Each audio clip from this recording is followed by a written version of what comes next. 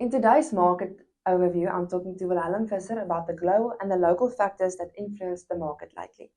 Geopolitical uncertainty has contributed to an increase in market volatility and investor caution lately. Willem, how did the markets react the last month? Well, over the last month, surprisingly little on the equity side, especially if you take into account all the uncertainty, especially when Trump threatened more tariffs on some European companies when he didn't get his way in Greenland. But that lasted for about a day, and the deal was reached, and the market just went up again. I think the big move was in the precious metals, gold, platinum, silver, and that's basically investors fleeing out of the dollar into safe haven assets. So that was the big move as a result of the uncertainty.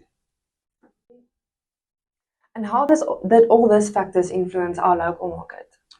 The local market had quite a big run, especially in the gold and precious metal side, on the back of those higher metals prices.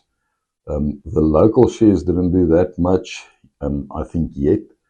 If you look at how the rand strengthened, that should lead to lower inflation, lower interest rates, and that would eventually flow through into the more local companies. So it bodes well for our market for the rest of the year.